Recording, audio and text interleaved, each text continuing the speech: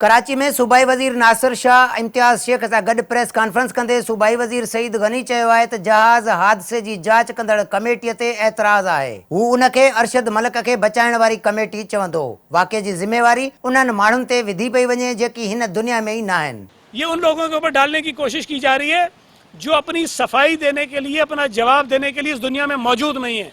हुन चयो त पंहिंजी नाअहली लिकाइण लाइ जहाज़ हादिसे जो ज़िम्मेवार शहीद पायलट खे करार ॾिनो वेंदो। हक़ीक़त में अरशद मलिक जहाज़ हादिसे जो ज़िम्मेवार आहे, जंहिं जांच खां अॻु इहो चई छॾियो त जहाज़ ठीकु हो, पायलट जी ग़लती आहे। ये बिल्कुल ड्रामा होगा, कवर अप होगा, ये छुपाएंगे और उस मरूम और शहीद पायलट के ऊपर डाल देंगे जो अपनी सफाई पेश करने के लिए इस दुनिया में मौजूद नहीं है। तो ये अरशद मलिक साहब इसमें बराबर के जिम्मेदार हैं।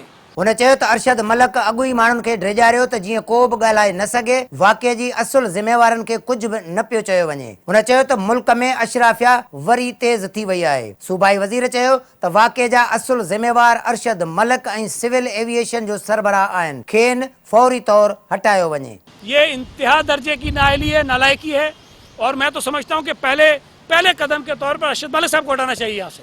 पहले कदम के तौर पर सिविल एविएशन का जो भी हेड है, उसका तो हेड कोई लगाते ही नहीं, कभी सेक्रेटरी को कभी किसको बना देते हैं, उसको हटाना चाहिए। सईद गनी चयो त इमरान खान चवंदो रहियो आहे त ॿेड़ी ॿुॾण ते वज़ीर आज़म इस्तीफ़ा ॾींदा आहिनि। हिते वज़ीर आज़म पाण न पर घटि में घटि PIA जो CEO इस्तीफ़ा ॾिए। हुन चयो त जहाज़ हादिसे ते सभ खां पहिरियों ई अरशद मलिक खे फारिग करणु घुर्जे हा। सईद गनी चयो त जहाज़ हादिसे जी खुलियल नमूने जांच कराई वञे, घर जी जांच कमेटी न ठाही वञे, उन में सभिनी खे शामिल कयो वञे। सूबाई वज़ीर चयो त एयरपोर्ट जे चौधारी अॾावतुनि जी NOC सिविल एविएशन तरफ़ां ॾिनी वेंदी आहे, उन मामले खे बि जांच में शामिल कयो वञे। मॉडल कॉलोनी सां गॾु कैंट जो इलाइक़ो बि आहे, उन खे बि जांच में शामिल करणु घुर्जे। बिल्डिंग कंट्रोल अथॉरिटी को भी बनाए, चूंकि वहाँ जो इमारतें हैं वहाँ कोई हाई राइज नहीं है मॉडल कॉलोनी में, उसके साथ साथ एक कैंटोनमेंट का एरिया भी है बहुत बड़ा, उनको भी डालिए इसके अंदर आप।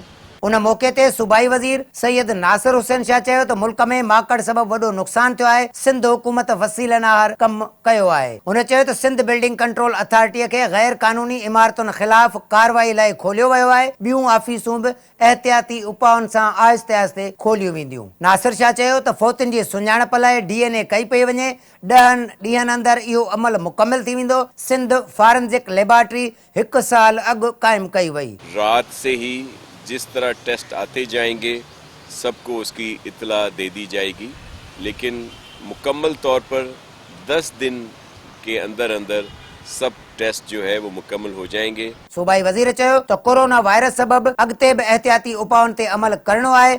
वैक्सीन अचण ताईं वायरस सां गॾु ज़िंदगी गुज़ारणी पवंदी। इसी तरह एक लंबे अरसे तक अपनी ज़िंदगी गुजारनी पड़ेगी जब तक इसकी कोई वैक्सीन नहीं आ जाती। कैमरामैन अली रज़ा ज़ैदी सां गॾु हकीम सेठार, सिंध TV न्यूज़, कराची।